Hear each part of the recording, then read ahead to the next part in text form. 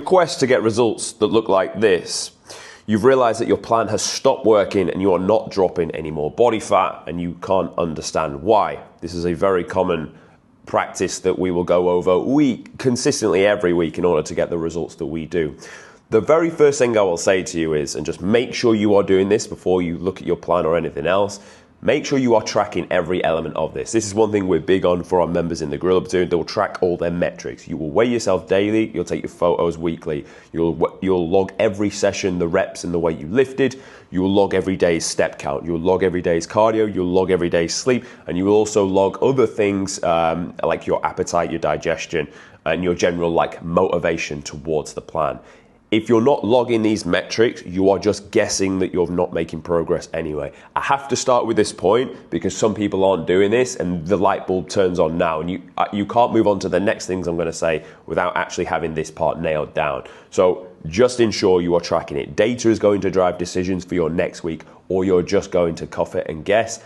And I'll be honest, if you're trying doing that for this transformation, it won't really work because there's too many working parts. You'll make the wrong decision when it's at crunch time and you'll just not get there. So let's say, for argument's sake though, you have been doing point one. You can put your hands on the data and say, yes, right, Tom, I'm not making progress. I can see this because my scale weight is held for the last 7 days. What would you do in this situation? There are 4 things I would do. The first 2 are probably going to be the most relevant points to you. The second 2 are little tools you can use right towards the back end. The first thing I would do if you were not making progress on the transformation, let's say you watched the last video where you set yourself up correctly with a good room for progression of calorie deficit, you were just below maintenance, you'd started with a little bit of output in terms of 20 minutes of cardio daily and 10,000 steps, and now you're not making progress after 2 to 3 weeks of dropping nicely. The very first thing I would do is I would push your output first. The reason being is, you want to become an athlete, you don't want to become a starving human being. And it's very quick to just pull, and before you know it, you're on hardly any food. And for the reasons we spoke about in the last video, you will lose performance in the gym, therefore lose muscle, therefore look worse at the end of the transformation. Everything we do inside the Gorilla Platoon is there for you to look the best you possibly can do in terms of the most amount of muscle, and also as a byproduct, you end up fit as well.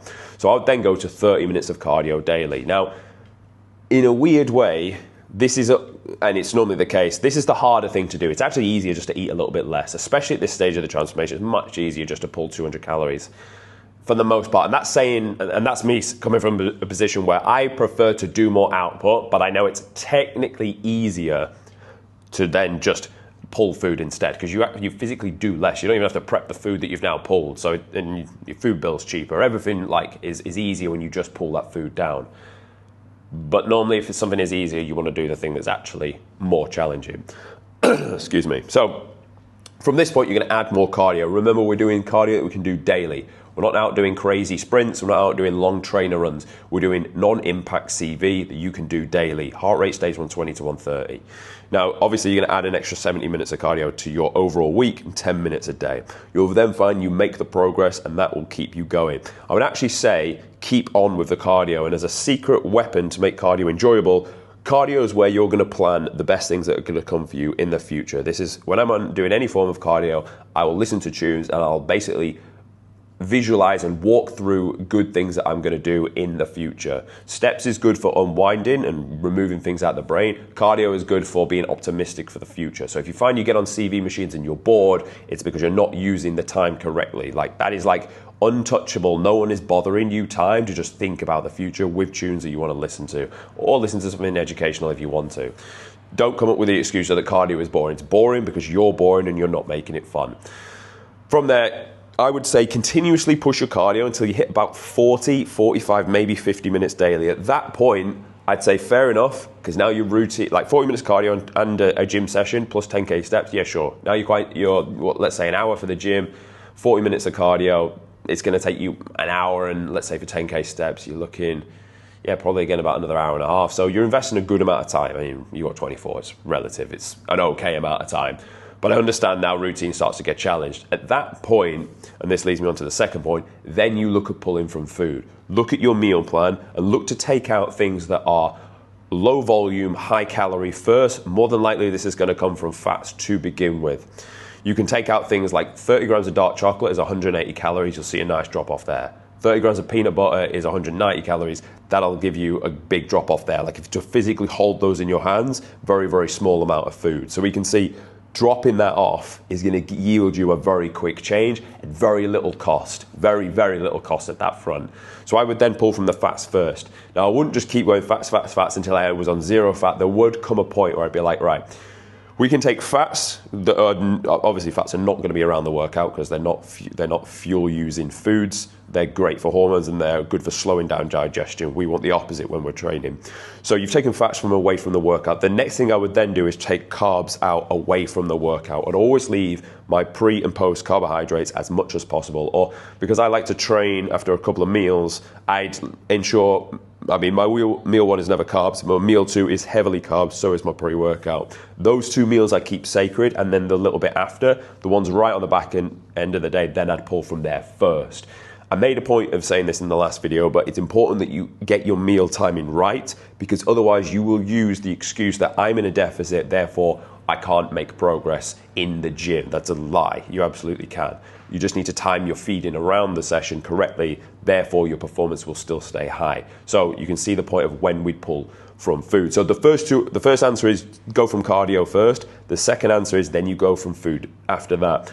The third thing I would say is there will come a point where you're further on into the transformation, and actually the reason your plan is not working is actually because you just accumulated a shit ton of fatigue, which is understandable. You ran cardio, even though it was low impact and less fatiguing than the other points we said don't do, you're going to accumulate a fair amount of fatigue after a good 8 or so weeks on plan. So this is for those of you that are not just 2 to 3 weeks in and you don't know what to do. This is for those of you that are 8, 9, 10 weeks in and now you're starting to see your plan drop off. We did a photo shoot in June in the UK. One of our athletes, and I know he is a literal athlete, he looks very good. In fact, I'll put his before and after up on the screen here. We ran a point and he wasn't really dropping. He was in a great deficit. He was executing everything, and I know he was because he literally is a coach and an athlete himself. And we couldn't scratch our head around it, why he wasn't dropping. So what we did was we ran a little bit of a D output, and this is what I would say you might actually need. Normally I'm saying do more cardio to create the deficit, but actually if you've got a lot of fatigue, you will hold a lot of water. It will kind of mask how the scale weight's dropping. And just to understand this, grab your midsection, and if it feels like rubber, that's body fat. If it feels like a squishy, papery style feeling, that's just water and excess fluid. Then the D output's going to be needed for you. So we just dropped his cardio for 2 complete lays. I believe it was 2, it might have been 3, but anywhere from 2 to 3 is what you'll want to do. Sleep very well. In fact, use that extra time that you would have been out moving to actually rest. Try and add it on to your sleep time. And you'll actually find that if that was the case and you were holding fatigue and more water, it will taper off. And that's what happened in this situation here. So it's a very niche specific one, but I wanted to give you that tool in your box because it may be needed. The last point I will give you, and this really is a last point to use, when do you actually add food in the context of trying to keep your plan progressing? This would be needed, and I did make a video on this. I titled it When to Have a Cheat Meal, because obviously that would capture more eyes, but what I'm specifically talking about is when do you use a refeed or a high carb day? These are great tools to use 100%.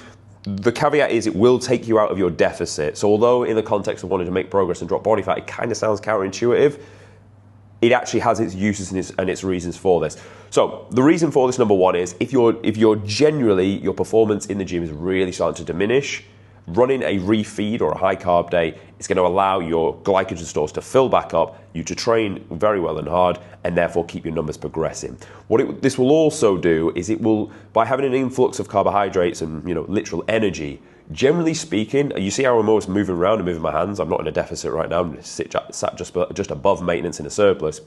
It will increase your NEAT, your non-activity exercise thermogenesis, which is probably tactfully, your body is smart, so it would have tactfully diminished the further you've gone through this transformation, because the body's just smart. It will conserve energy where it possibly can. But now it thinks it's got more food, you will just naturally just move around more. You'll fidget, you'll go and get the remote across the room that you didn't want to get before because you didn't want to move. So it will increase that. The side point of what I would also say is it will increase your look. So you will look fuller because your muscles are now pushing tight against the skin, whereas before they would have looked flatter. This is not specifically for, fat loss, but what this is going to do, and a weird psychological point is, This will give you the look, and you'll see how full you actually do look realistically now you've eaten a good amount of food. It'll also show you that against your leanness. And this is now going to give you the drive to be like, I look good and there is a bit more to come off. Let's continue pushing harder.